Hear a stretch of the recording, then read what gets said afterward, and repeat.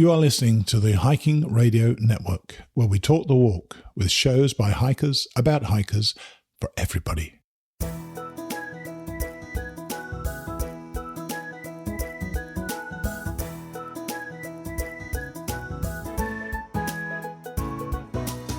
Mighty Blue on the Appalachian Trail, the ultimate midlife crisis.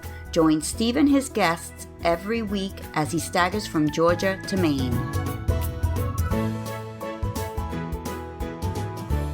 Hey guys, nice to be back with you all again. You're listening to episode number 463 of Mighty Blue on the Appalachian Trail, the ultimate midlife crisis. And I'm your host, Steve Adams, or the aforementioned Mighty Blue.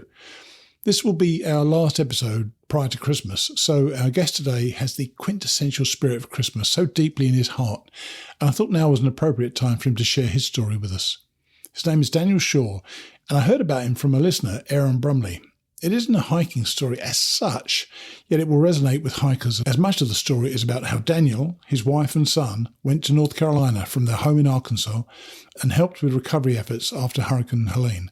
We referred to this work a few times already on the podcast, but it seemed like a good time to catch up with somebody who was on the ground and with somebody who was intent on making a big difference. Daniel has a lot to say, so in keeping with my new philosophy in this podcast of letting my guests be as expansive as they wish, I went with it, getting a fascinating insight into a guy who wants to serve people, as he says, on the worst day of their lives. Daniel will be on in a moment. Then we'll hear from Emily Leonard in another chapter from her book, Happy Hiking, providing definitive, scientific and empirical evidence that tequila works even better than ibuprofen. So, something for everybody then. And I should say, as we head towards the end of 24 and the beginning of 25, that I've made a choice on the guy who we're going to be following in next year's Mighty Blue class of 2025. I'd already chosen the woman I wanted to follow, and I've been speaking with about 6 or 7 guys who'd asked to be considered for the other spot. They don't know who I've chosen yet, but I'm going to have the person I've chosen on next week for our last show of the year as both the woman and the man start preparing for their own epic journeys. Anyway, that's next week. Time to meet Daniel Shaw and his brainchild, Team Whimsy. I heard about my guest today from somebody who had originally signed up to join me and a few others in Hot Springs a few weeks ago to help out where we could. And in the end, he told me that he was instead going to help out with Team Whimsy. Naturally, this fantastic name piqued my interest, and I eventually connected with Daniel Shaw, who started and runs Team Whimsy with his wife. Hey, Daniel, thanks for coming on the podcast. Hey, thanks for having me. Happy to be here. Well, first, before we get into any of it, why a whimsy? It's a great name. Well, so there's an author that I like a lot. His name is Bob Goff. You kind of resemble him, actually. Oh, really? Yeah, he's like a surfer guy from San Diego, but he's a really interesting character. He's got a book that was a bestseller called Love Does, and he's got a few other ones that were really good. And he talks about having whimsy. You know, the whimsy to go be with people, whimsy in your life. And I was like, man, I love that. We were trying to think of a name for what we do. Yeah. And we're like, we're going to call it Team Whimsy. Like, we plan, we prepare and everything else, but like we stay prepared and flexible so we can get somewhere on a whim. It's that flexibility that really sets you apart, I think. I know when I was trying to help out after the hurricane, I didn't have no idea what to do. I just put a message out on my podcast, and a few people would join me, and we went up and tried to do what we could, but we weren't organised at all. And you do it obviously much differently, but we'll come to that in a moment. Now, this isn't a hiking story, though I know you have done some backpacking in the past as a youngster. Tell us what you've been doing, because I know you're still connected with hiking anyway, aren't you? Oh yeah, I still got all my gear, even though I live in Arkansas, and but I try to do, I haven't been anywhere in quite a while, but a lot of that hiking gear that I have, it ended up being in our kits if we need to go somewhere and, we don't have good infrastructure set up. So sure. A lot of that stuff comes with us, backpacks, filtration systems, emergency preparedness type stuff, the food. I eat a lot of Mountain House when we're out going somewhere. And Isn't there biscuits and gravy? Isn't there biscuits and gravy the best in the world? I think it's all good. I'm a huge fan of the stroganoff. Like all right. I eat it at home sometimes. Put some Tony Chachere's on it. It's awesome. Yeah. Very cool. And I know you say you did some camping when you were and backpacking when you were younger and so on. Then you joined the Marine Corps. I bet you did a few hikes in those days, didn't We you? did a lot. Yeah, did a lot of hiking then. It was, and a lot of my friends were always like, man, you like backpacking? Like, this is terrible because, like, man, it's totally different. You know, military style hiking and just put everything on you and walk until everybody almost dies and you have nerve damage in your shoulders. That's a lot different than what we do out in the backcountry. Excellent. So what was the weight of your pack? Man, when I first started, I weighed about 140 pounds. I was a Dragon gunner. It was an obsolete missile in '97 when I went in, and it's crazy heavy, and it's got all these sights that are heavy. With all my sustainment gear and everything else, I had a pack that weighed as much as I did most times we went out, and that's not even an exaggeration. Oh my gosh, that's awful. And when you got back from the military, you retired after, was it 16 years? Mm-hmm. 16 They started years. off in an early retirement, and I jumped on it. Right. And you went and hiked at Mount Rogers State Park, and a buddy gave you some money to get some gear together. Yeah, well, actually, that was after my first trip to Iraq. We just talked about hiking a lot while we were out there. Like, man, I can't wait to. I was like, man, this is one of my favorite spots. Let's go out here. And Nice. I ended up not having the financial means to do that with a wife and a new baby. And he was like, well, here's $1,000. Let's go shopping, and we're going to get some gear. So we ended up doing that trip we talked about for about 6 months in holes that we dug, you know, and it was awesome. We had a good time. I love Mount Rogers State Park. So do I. Yeah, absolutely magnificent. Then I know you started a podcast in '07, which, by the way, was the really early days of podcasting. I think 2005, 2006 was almost the beginning of podcasting. What was that about? Well, nobody knew what podcasting was. I was like, it's the internet radio show, you know, like you had to explain it to people in those days. But I was watching a lot of YouTube videos. I was a subject matter expert for weapons and tactics in Marine Corps Security Force Training Company. That's the unit that sends people to go guard the President of the United States at Camp David and protect nuclear rods when they do refuel defuels for subs and carriers and such for the Navy nuclear security program. And so I taught those weapons packages to those Marines that are going to those units and the fleet anti-terrorism security teams. And so I thought I knew a lot about guns. I eventually learned that I didn't know anything. And What do you mean by that? What do you mean by that? You know, I was on a quest for expertise for a long time. Right. And I find the more you learn something that you think you know a lot about, the more you realize there's so much more to learn. And so I was on that quest I made a living with a gun in my hand for 25 years. And I used to joke that I still do, that I can't wait to get good enough to take one of those advanced training classes, because I don't believe that exists. I believe it's all fundamental. And so I was right about a lot of things, but there was a lot of things I taught with extreme fervor that I found later on that there was better ways to do it. So now How I interesting. I approach everything in life where, you know, I've been wrong about so many things in my life. There's probably a percentage of things that I'm wrong about right now, and I would like to figure out what that is, but this is the best I have right now. You know? You wait till you get to 72, mate. the number is rising exponentially at the moment for me. And that led you to a company where you were teaching classes. Don't tell us about the company, because I know you fell out with them, but tell us what you were doing within this company.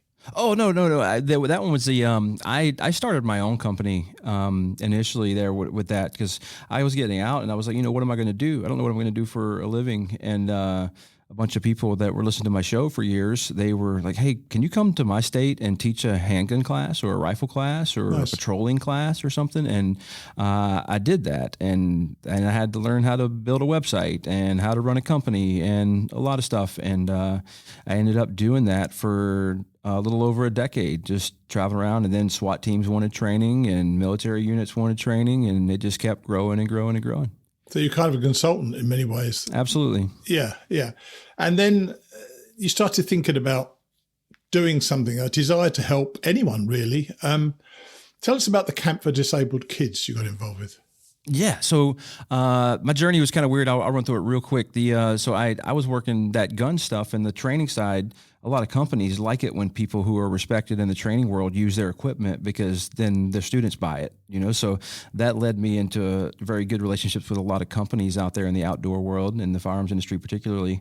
And that turned into marketing jobs and video and film and that kind of stuff. So I worked for a company for years, a e-commerce company, as I ran their marketing, and it was fun. We grew really quickly and just had a great time. And then until we didn't, and I was just kind of miserable and unchallenged. And I found a camp that does like they take people on adventures that have learning disabilities, like kids, everything from like 5 years old to 20 years old. And they also have a boarding school and a gap year program.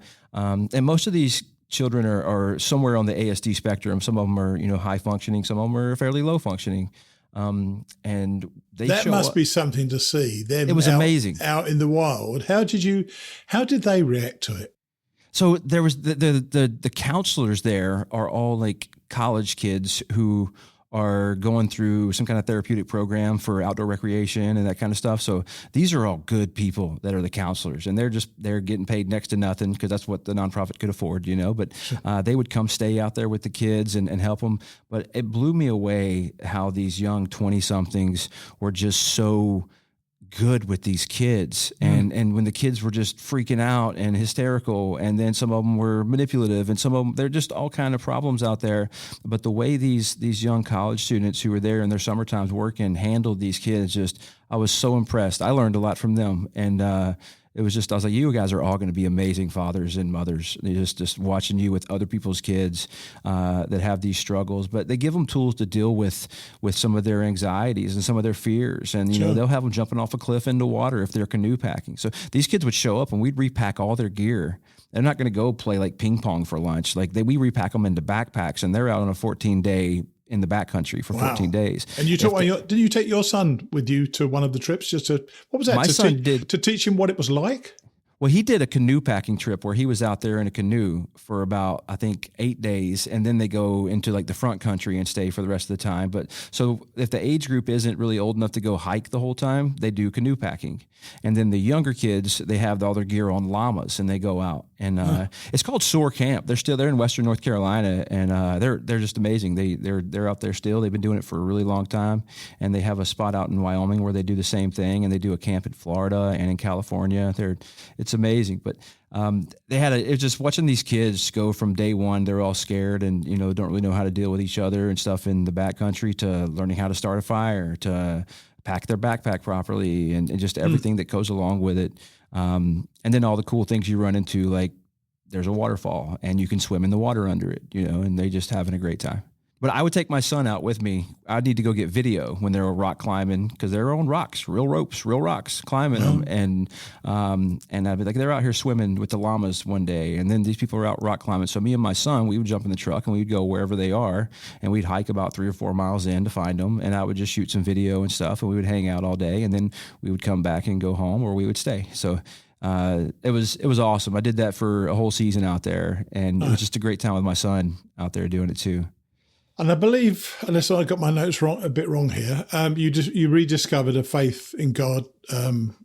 Was it that event that started you thinking about Team Whimsy, or had you already started Team Whimsy by then? I hadn't started Team Whimsy by then. We were still volunteering with a few organizations, and it was what was interesting was we lived in Texas before we moved to North Carolina to do that, and there was just so much happening in the world coming out of COVID, and we saw so much social change in the United States and so many things happening. Sure. And my whole life since I was a kid, I've always been somebody who stood up and fought for good. And there was a lot of things that I was beginning to compromise on and saw myself compromising on, and I knew better. I had met Jesus many, many years ago when I was a child, but I kind of ran away from the church and religion. I'm not a big fan of religion. I love Jesus, and it's a different story altogether. But it became so polarizing. I was just, I thought of the scripture, choose ye this day who you're going to serve. And I've always served good. And so I chose a side, and the side that I chose is the one that loves everybody. But there is still, right and wrong out there, and I want to lead my family in the right direction. So we made a choice then, and that was part of the reason why we moved to North Carolina. Right. It was just kind of to reset. And then up there on a mountain, we just love Western North Carolina, and you can just look anywhere. And if you're out there in those mountain ranges and just see everything, it's not very hard to see God in so many things out there. So just drew nearer out there. So when did you actually start the Whimsy, and what is is there a stated mission, or is there something? Is it a more generic? Well, not generic. Is it more? It's basically helping people. What is the actual mission of the organization? Yeah, so we have a stated mission, but we started right after Hurricane Ian happened, I went down there with Samaritan's Purse, which is like Billy Graham's organization. It's ran by his son, Franklin. Now they've been doing a lot of good out in Western NC. I went down with them, and on the way back, my friend called me and he said, "Hey, I've been trying to get you to come out here and do what you did for that gun company, for my gun company."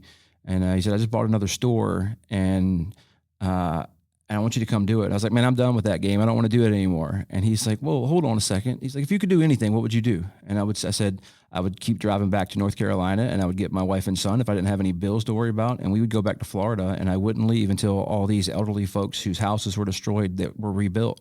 And all their needs were met.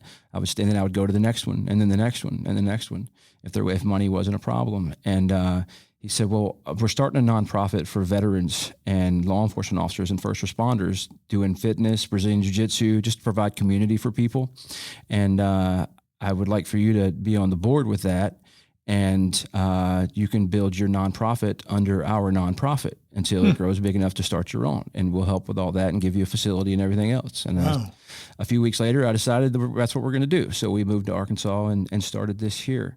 So hang on, before you go on to that, what did he know about you that he thought you could do something like this? Because you don't invest in somebody just because you're friends, do you? That's a great question. Yeah, absolutely. So he's actually a friend that I had only met twice, and I went to dinner with once. Right. But his best friend is an old friend of mine who was the combatives. He taught hand-to-hand fighting in the same school that I was. He was the subject matter expert for combatives, and I was a subject matter expert for weapons in security forces in the Marine Corps. Right. And I used to go to Arkansas to his range and teach classes a few times a year. And so we had just kind of met through him. And I didn't know this guy very well, but he had been following me on social media, and he knew what we were doing with the company that I worked for and how fast we were growing. And we had we'd text every once in a while, but we weren't really close. But he had a lot of confidence in me for whatever reason. He still does. And I hang out with him every day. And now we've become really good friends. Yeah. And he's one of my best friends now. And we work together, and I don't really do anything in the gun side anymore, but we work together on the nonprofit stuff and just help encourage each other, and with whatever life has going on, just a good brotherhood, you know. And part of this, I don't know whether this is your mission as well, it's providing community for veterans, basically, was one of the things you said to me as well. Is there much need for that? Do veterans embrace that?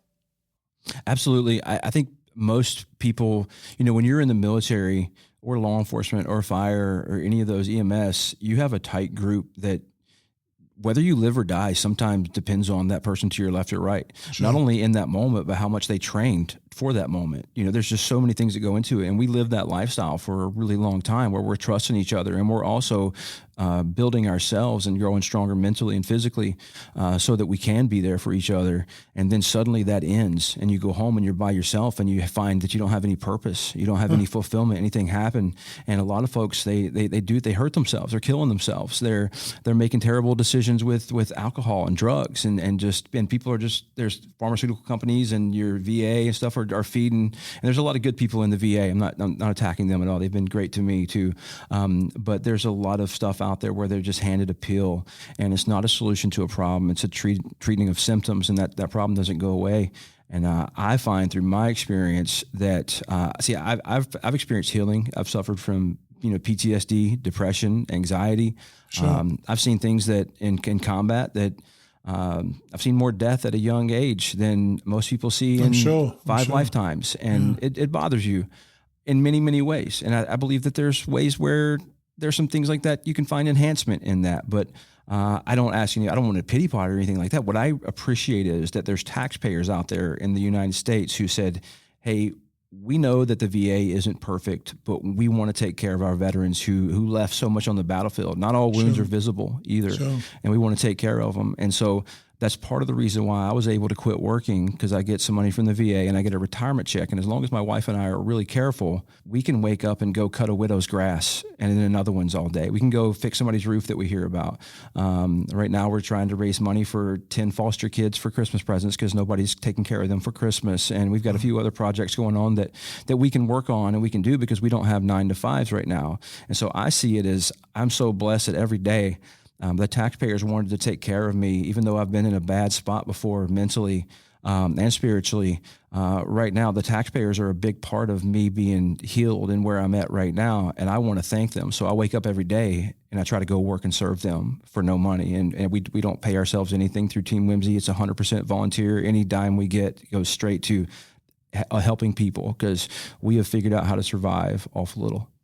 That's, you said lots of things to me when we spoke before. The thing that's really stuck in my mind, and I wrote down and I circled it, was that you want to turn up and help people on their worst day. Are you responding to something that's happened to you? You know, you've gone through PTSD. Has somebody helped you in the past that you suddenly realise this is something that it strikes a chord in me, and I'd like to help other people as well? Are you a therapist? No, because like you're asking good therapy questions right now. All right, I'm not meant to. Something happened to you. Yeah, well, a lot of things have happened to me, and a lot of things have happened around me, and I've had to be there for people when we all suffered loss, but we still had to go do a mission the next day. Yeah, sorry, Danny. What I meant was, has someone turned up for you? Oh, yeah, absolutely. 1,000 times, you know, Right.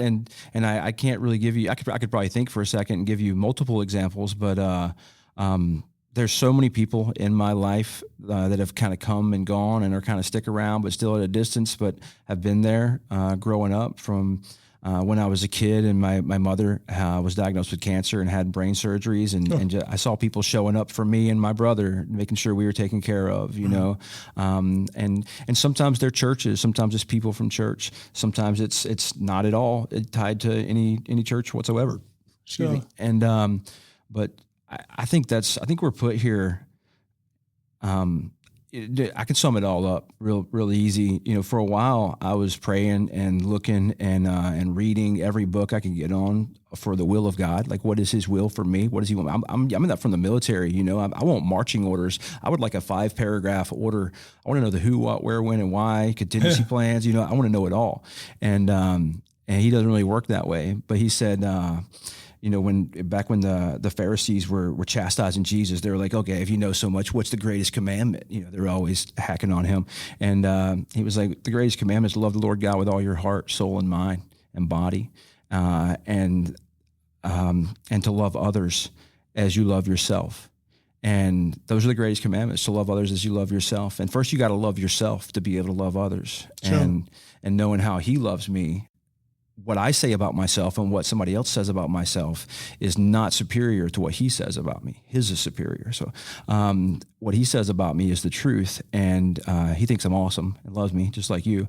And my job is to love myself and love others as I love myself, as He loved us. So I started trying to figure out how to love people better, and it turned into cutting grass for widows, being on some old dude's roof whose roof was leaking. You know, yeah, hang on. You tell me about that. You said you learned how to do that through YouTube. I got to watch YouTube, right? I spent most of my time in the military, so I've got some tools now, but I got to go watch YouTube how to do something before I go do it. And you also said you were learning to tree climb to do some tree work. Yep. I love tree work. I love chainsaws. I can do a lot of stuff with trees, felling them and putting them on the ground now. I've gotten fairly advanced with that, but I treat it like everything else. There's so much you don't know that you don't know.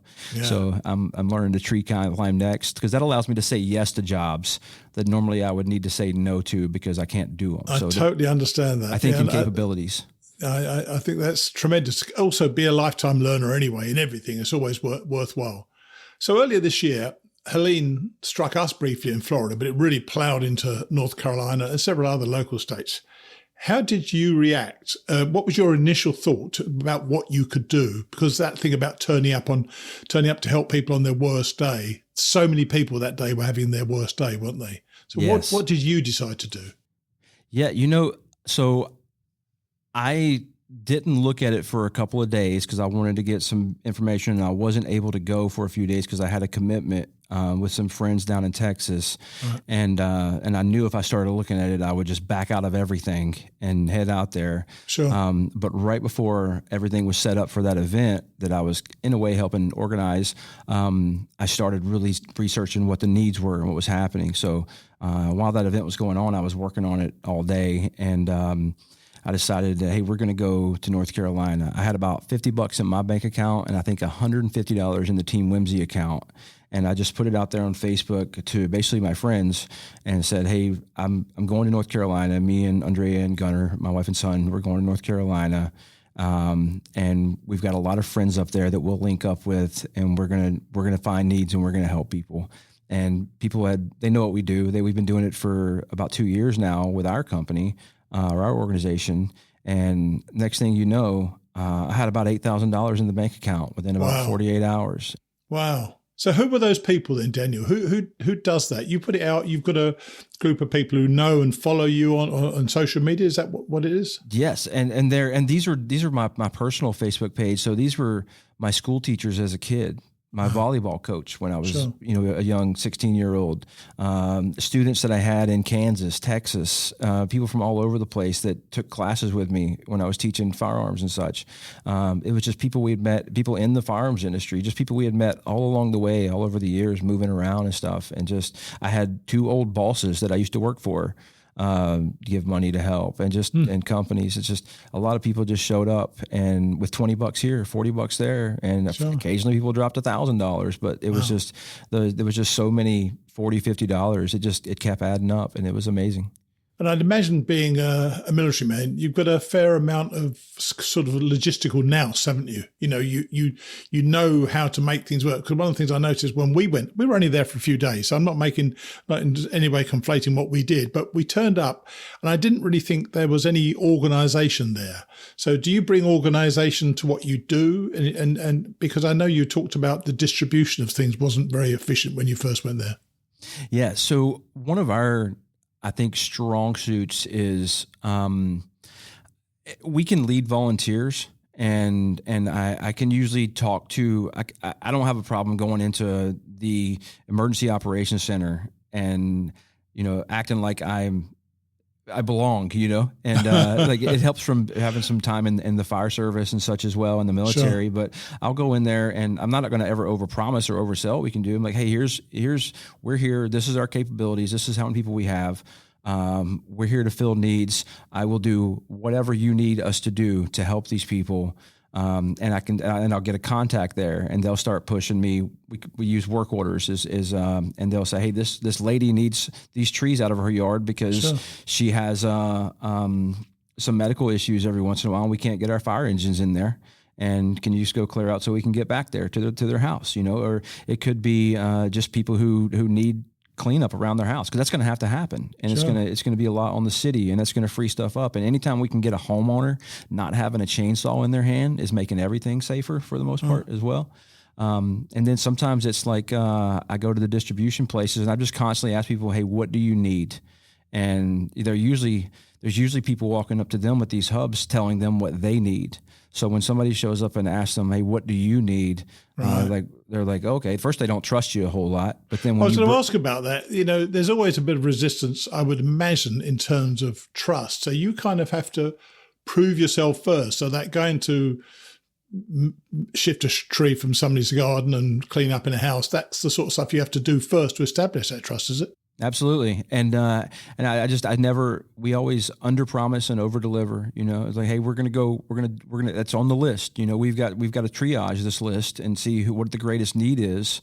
If I've got cold kids who are sleeping in a tent and they need heaters and sleeping bags, I'm not going to go cut trees down in somebody's house to clean up their backyard. Like we're going to be Sure. whatever need. If there's something more pressing or more urgent, we're going to hit that first. But then we show up and we do it. And then I go back to that person like, hey, these 4 jobs are done. What else do you have? Like, wow, you're knocking out work. Look, can you do this? Can you do that? And next thing you know, you got more stuff than you can handle. And where did you go to? What's the name of the town or village? We worked a lot in Burnsville, in Right. Black Mountain, and Swannanoa. Right. Okay. And I know that you took a food truck with you. Tell us about that. That was quite interesting because you had a great expression in there as well. Yeah, absolutely. We so our food truck got there, and we ended up. They got there late in the afternoon, and we had heard that evening when we're having our debrief. We have a debrief every night around a fire if we have it available, and we do what's called a high-low. So you give your low point of the day, where something you saw, something you experienced, something you felt, whatever, and then you give your high point of the day. And it's usually an amazing experience filled with tears all around. It's awesome. And we had heard about, somebody had brought up, we had heard about, and we looked into it. We had heard about two children dying of hypothermia like the night before. And that just broke everybody's hearts. The more we dove into it, the consensus was that because we've seen so much Customs and Border Patrol out there, there's people with questionable immigration status that were afraid to go ask for help at some of these hubs because they were afraid that they were going to get investigated or snatched up or deported or whatever. Sure.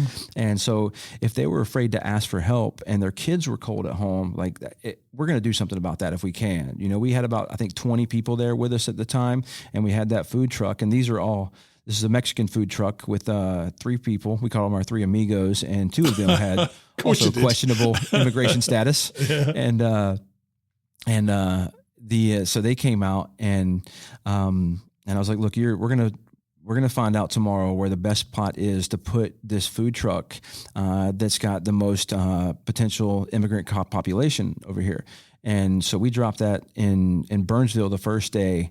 And the second day, and they did their job. I told them, like, you're just going to make contact with people. I want you to feed them, but your primary job is intel. You're going to find out who needs what, and we're going to get it for them. So we ran around because they wouldn't tell you. Because they wouldn't tell you. They would be afraid to, you know, of course they would, or even tell where they were. Damn but they right, would tell my guy Sergio, you know, they would tell him what they needed, and they wouldn't even see us most of the time. We would just go, like, they need cook stoves, heaters, and a generator, and we would go find that or buy it or source it from a distribution hub and bring it back to Sergio, and he would call them and tell them to come get it, or we'd get it out to them.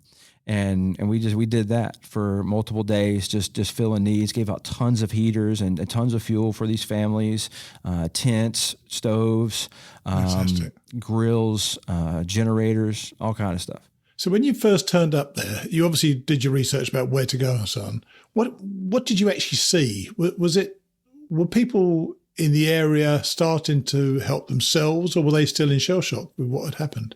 We got there on E+19, so it was 19 days after the event. We actually got there on the 18th, but and so they had went through the initial search and rescue. They were still doing some recovery out there. They still had cadaver dogs out there, and they're still, you know, looking for remains and such.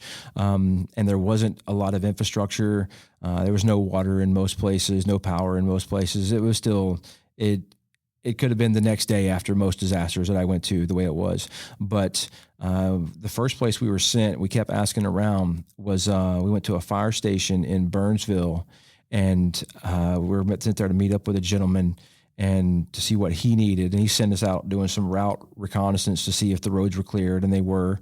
But we get to go over Burnsville that day and see all the devastation and go to the distribution hub and see what people were doing. And what I found on the very first day we were there was the same as the last day we were there. And it was just regular people. It was neighbors helping neighbors. Sure. It was people. We worked with a guy that came in from Alaska. We had a guy that came in from California, one from Seattle. There was just people from all over the country that saw what happened there, and they flew in or drove in, and they were just helping and just jumping in. And there we met this couple who came up to cook hot dogs and hamburgers one afternoon on a Sunday after church from the town I grew up in, actually, in North Carolina.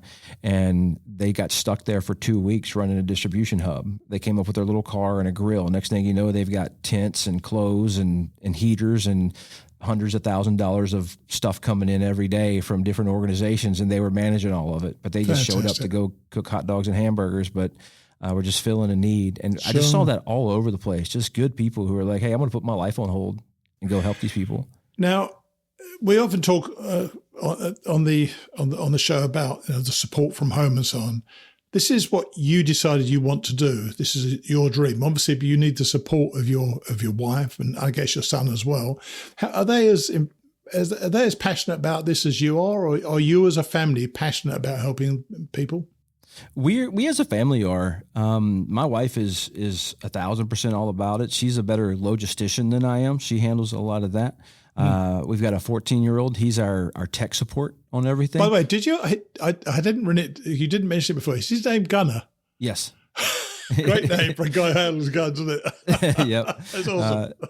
But there's days where he's like, we've been here for a week and a half. I'm kind of over it. I'm kind of ready to go home. He's a 14-year-old, but he gets it, and he's out there. He works, and whenever there's kids around, he's just the most kind dude. He goes and hangs out with them, and maybe he's not dragging limbs or working right then, but he's going to go be with these kids and he's making friends with them, and he has no trouble talking to anybody, and he's awesome out there. He does a great job. So where do you stay when you're out there? I mean, I'm talking about this last trip particularly. Where were you staying? We were staying in Candler. There was a lady that we met through a couple of people. That has an Airbnb site that has 3 RV hookups and a few houses. The houses weren't available because there was some other disaster organizations. He was letting everybody that's coming up to help stay in the houses, and they were already full. But we got an RV spot and we got a tent spot, and eventually a little tiny home she had there. Nice. And she just said, y'all stay as long as y'all need to stay and work. And it was beautiful. It was up on a ridge, had an amazing view. Nice. We started calling it Miracle Ridge because I could.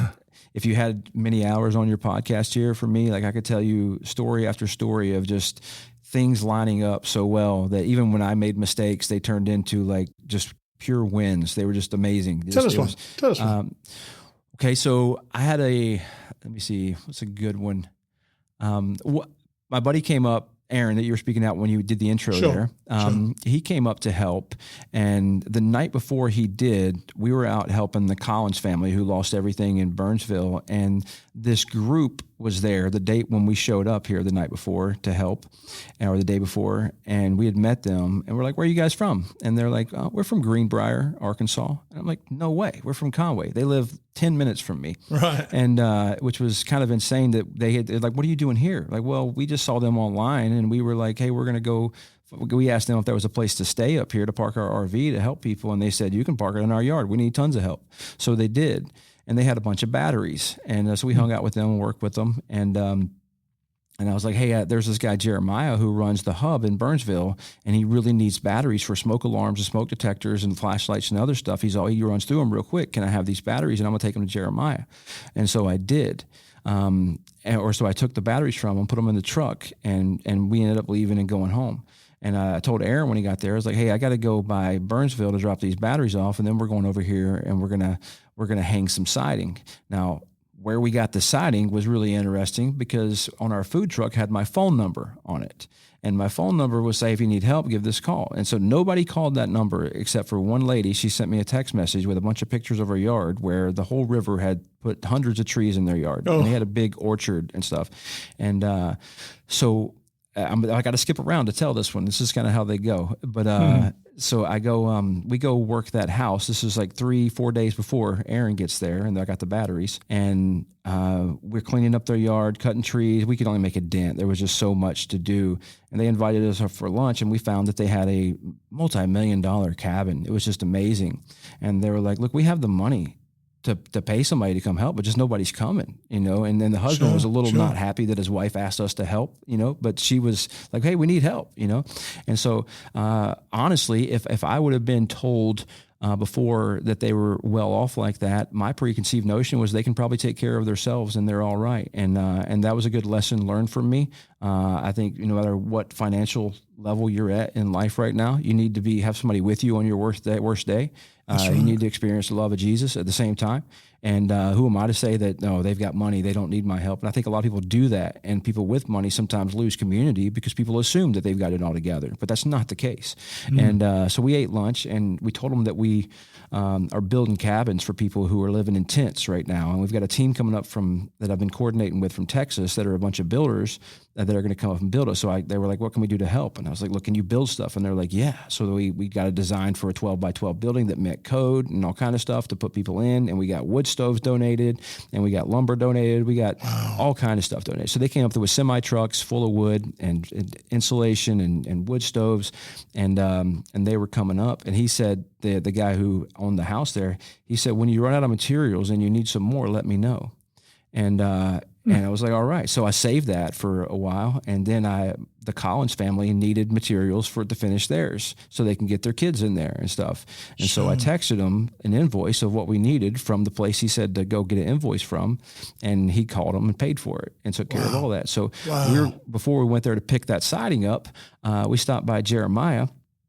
And I was like, hey, man, I got some batteries for you. And he was like, awesome. So I gave him the batteries and talked to him for a little bit. And I was like, what else do you need? You need anything? He's like, well, I really need to get rid of these doors back here. And I was like, doors? What, you have a lot of doors? So I went back here and looked at the doors, and he has like 100 doors back there. Just so happened, about 6 days before that, we're out with Cabins for Christ at the Billy Graham Training Center, where they have a bunch of Amish people out there, and a bunch of people just sit. They have an assembly line building these buildings for people, these cabins to build to go take to these people so they can live in them and get dried in and warm. And they had everything they needed except for 75 doors. No, absolutely, isn't that amazing? It was insane. Like this kind of stuff happened so much that I stopped being surprised by it, but I remained in awe. Still am. I get chills right now just telling it. But one of the things that I was going to ask you, I'm going to tell you that I was going to ask it, but I don't really need to ask it. And it was really, do you feel like you made a difference? It sounds like it's made such a difference to people in their lives. I mean, is that what you're aiming at? You've got to make a difference in someone's life on their worst day. Yeah, I want people. You asked me my mission. It's very short, but I'll read it here real quick. It's on the website. But our mission is to make disciples who exemplify and share God's love through his son, Jesus, by providing relief to the poor and suffering in disaster-torn communities. Our strategies and tactics depend on the unique needs each disaster presents, but our focus remains on being with people in need on their worst day. And sometimes that's going through their belongings and digging through the rubble and finding that necklace that their grandma gave them, or the guitar, or whatever else. Important things. Yeah, important things. It's all kind of different stuff out there. But part of that mission right there is also for our volunteers, the people who say, hey, I'm going to go stay with you, sleep with you guys, eat with you guys, sweat with you guys, bleed with you guys, cry with you guys, pray with you guys. I'm going to go hang out with you and be with us working. They have... they're the high priority for me.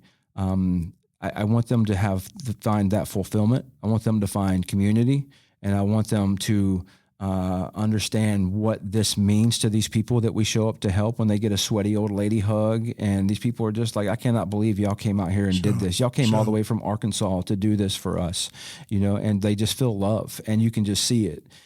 Because we do, man, we love them. And I don't care who you are, color your skin, where you're from, what you did yesterday, whatever.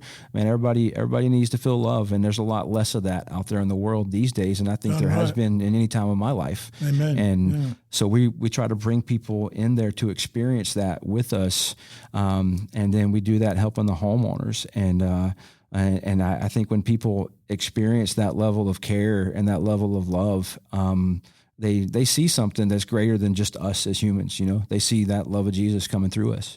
Well, I can certainly feel that talking to you now in minutes, but where will Team Whimsy be in, 10 years, say? Have you considered branching out to other areas of the country, or the hub is always going to be Arkansas, or do you see this, because there's so much need around wherever you are these days, literally all over the darn country. So where do you see it going? Do you see it branching out or not?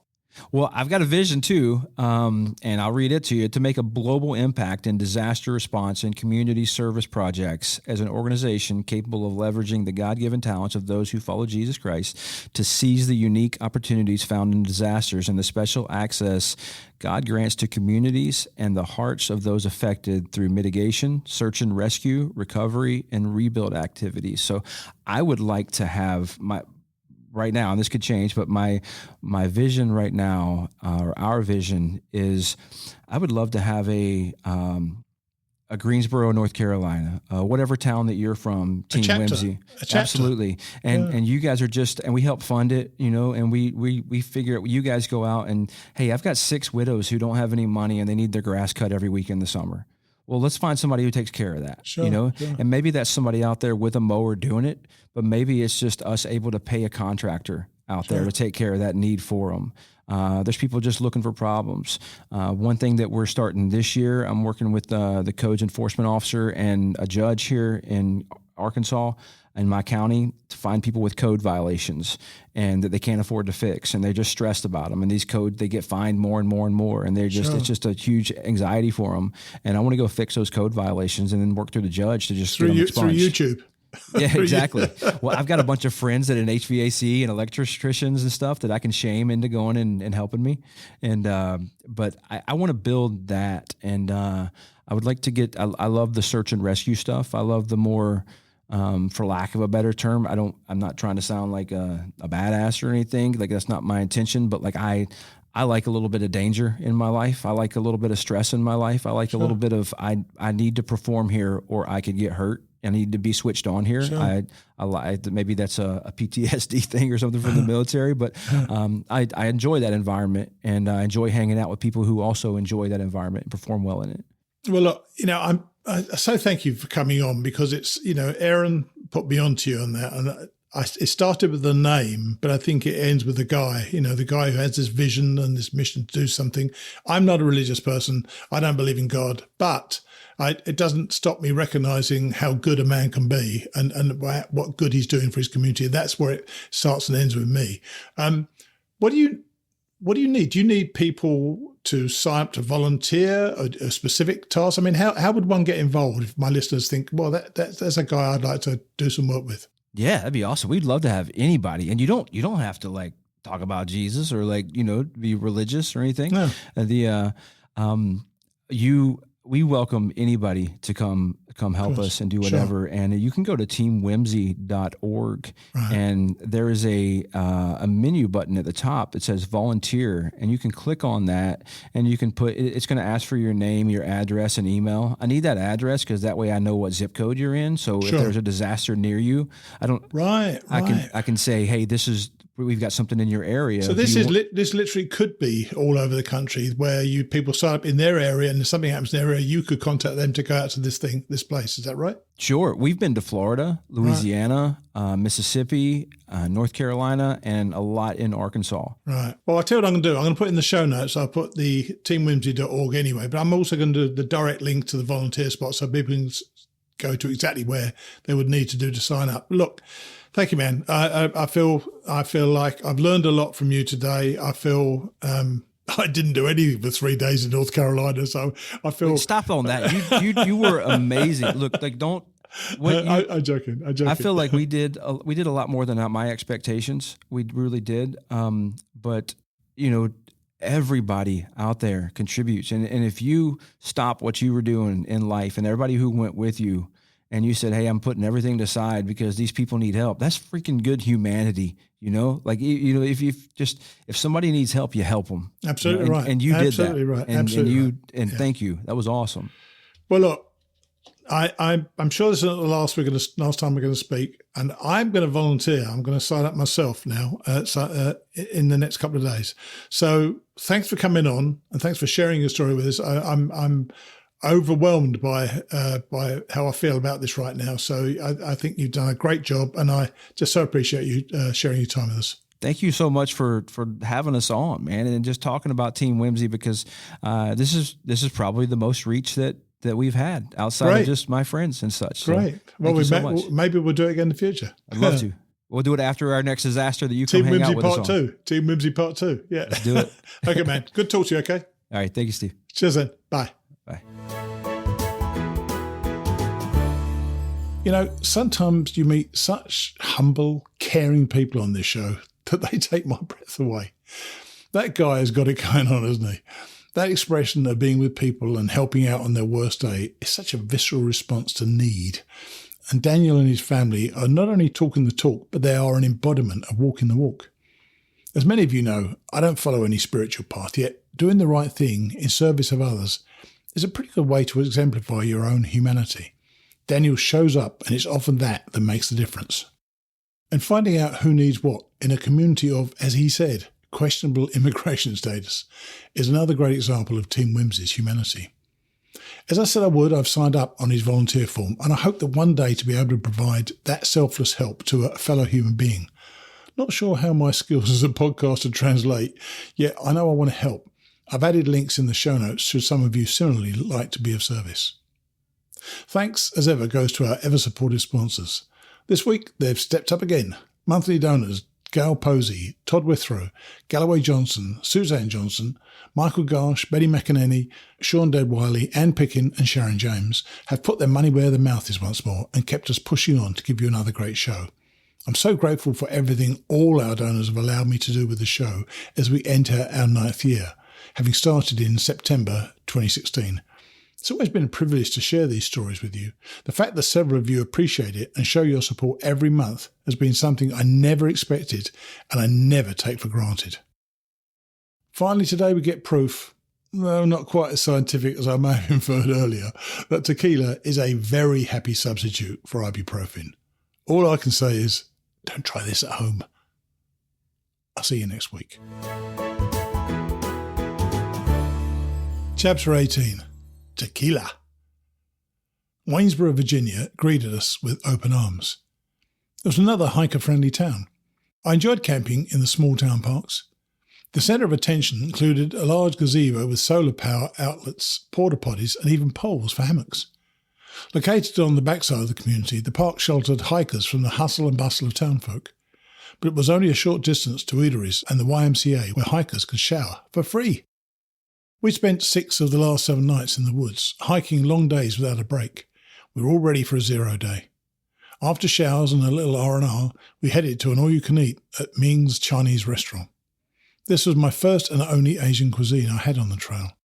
Chinese food does not mix well with my system, so I avoid it. Ming's came highly recommended, and since we were zeroing the next day, I took a chance. So glad I did. It lived up to its reputation and was outstanding. It's the only Asian cuisine I've ever been able to eat without resulting in intestinal issues. May the 16th was a wonderful 0 day in the park. I had my second shower in 2 days, resupplied and relaxed. Best of all, Bruce was with me. I got to spend 2 nights in a row with him. On the second evening, we were heading to the car to check out town when a young hiker passed us on his way to the tenting area. He started openly flirting with me and making suggestive comments that were more than a little unnerving. It didn't seem to bother him that I was with my husband. Bruce and I got in the car and laughed, wondering what that was all about.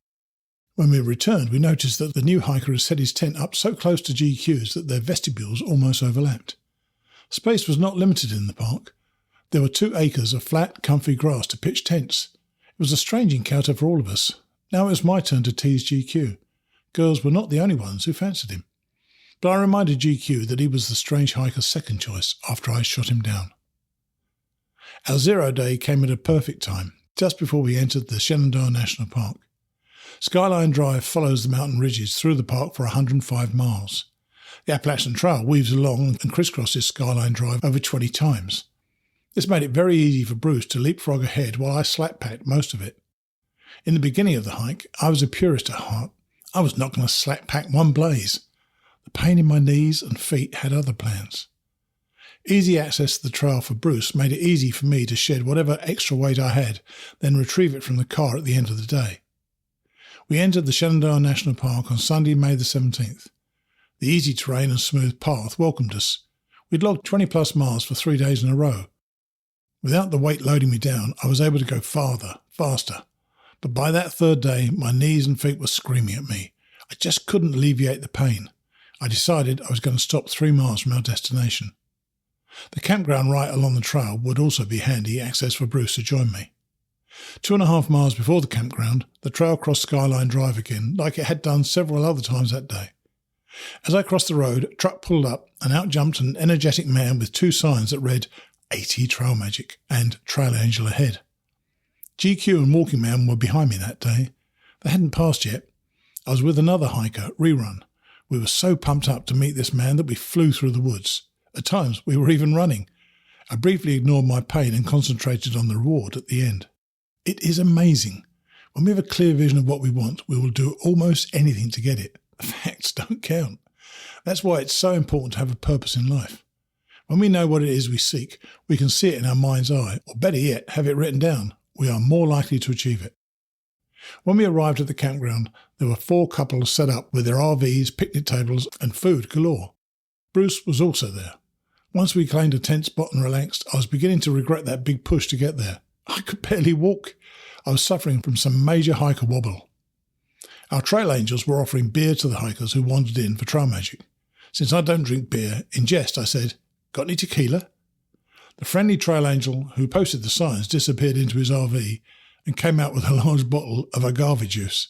He poured shots for us, and I enjoyed the warm sensation as it flowed down my throat to my stomach. One was good.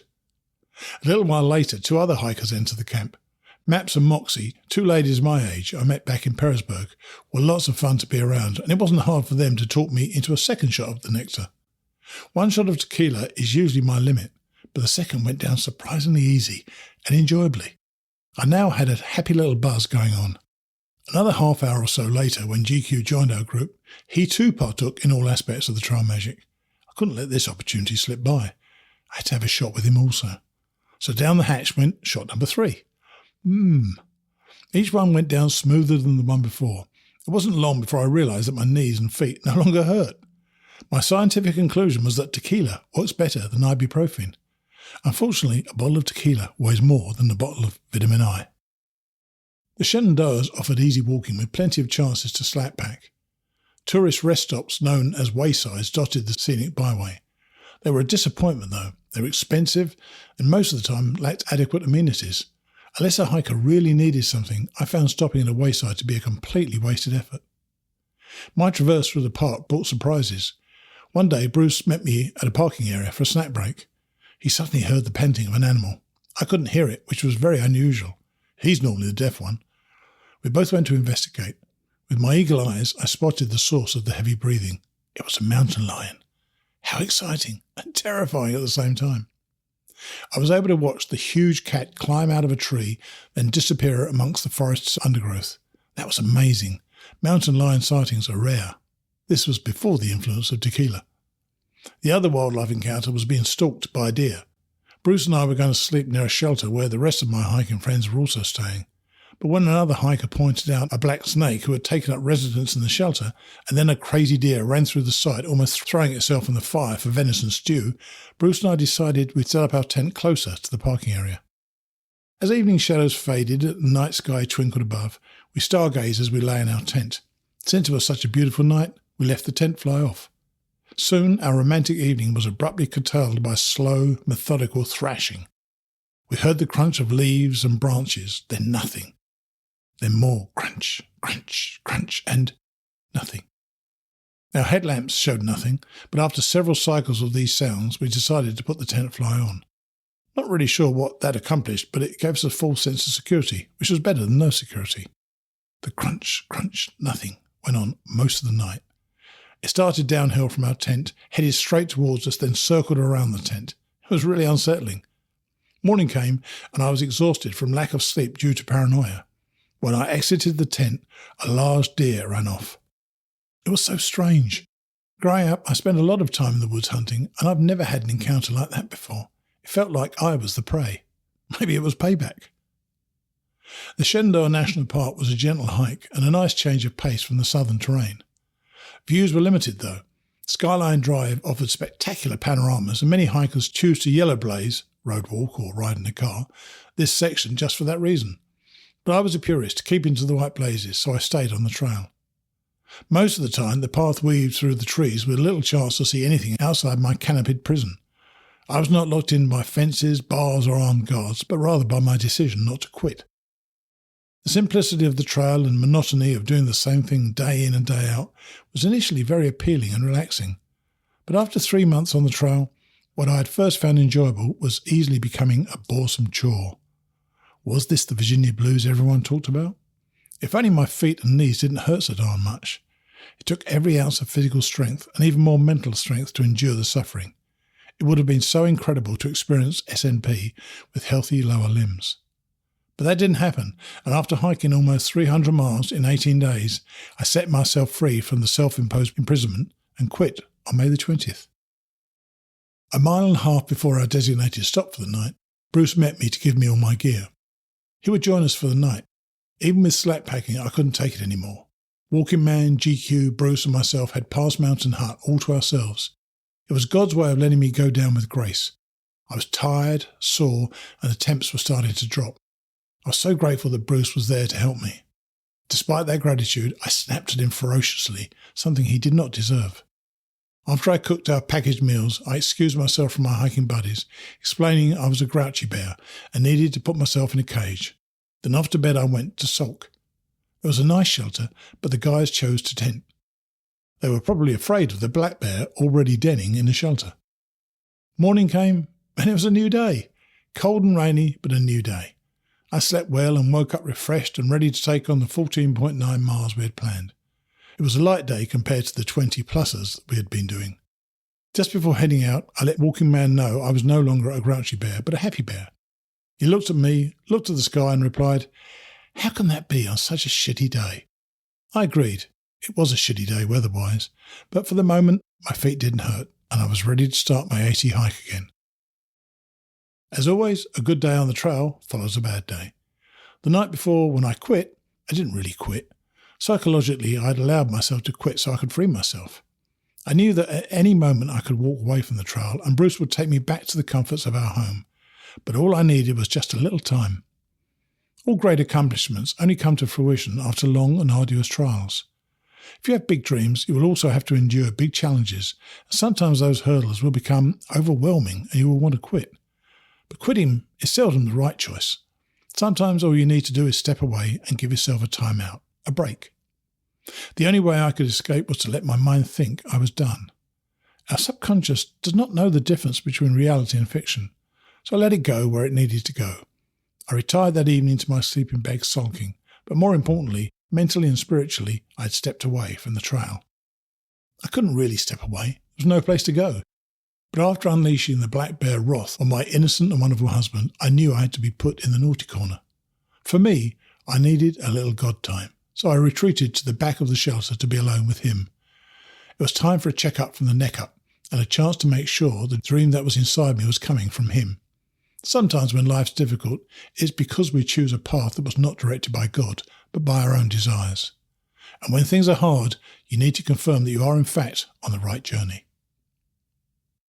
After my time out, I decided I needed to slow down. I was approaching 1,000 miles and Harper's Ferry, West Virginia, the unofficial halfway mark. I knew what I should have done, but the reality was a different story. Harper's Ferry is rich in history, and Bruce and I wanted to spend some time there. But he was on a tight schedule with work commitments and plans with our son Patch.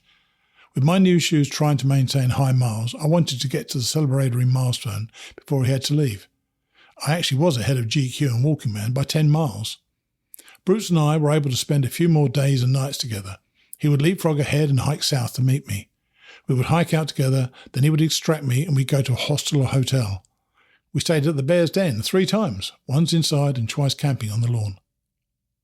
Bear's Den is an old stone residence built in the early 1900s by Dr. Huron Lawson to replicate a medieval castle. The Appalachian Trail Conservancy, ATC, owns the property and jointly runs it with the Potomac Appalachian Trail Club, PATC. The AT is 150 yards from the hostel and is positioned conveniently for tourists to visit a popular overlook close by. One night when we stayed there, it was crowded with view seekers. After dinner, one family asked if I was going to join them for the sunset vista. After all, it was only 150 yards away. I declined, but they could not understand why I did not want to walk a mere 300 feet. They had no idea. During these few days, I received new shoes that seemed to work well and a new tent. It would make my 3rd tent. It was an MSR Hubba single tent. I owned the MSR Hubba, my initial purchase. I tried it for a while, but it was too heavy. The second tent I purchased was the Echo 2 by Hyperlight Mountain Gear, the same as my pack. I liked the weight of the Echo 2 and the fact that it didn't absorb moisture, but it wasn't freestanding. The design of the Hubba was awesome, so I wanted to try the single version.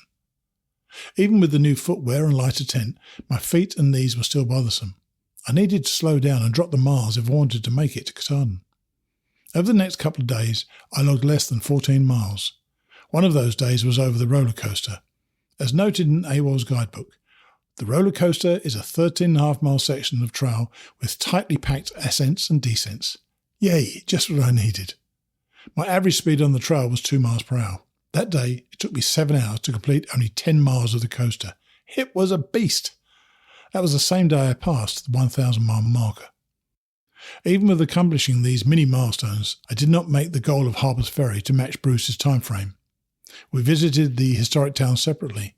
He dropped in for a visit without me while assisting other hikers, and I hiked in with GQ and Walking Man, who had closed the 10-mile gap between us.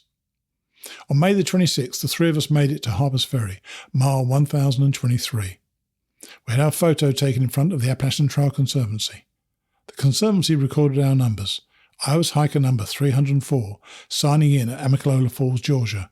In Harper's Ferry, I was hiker number 265.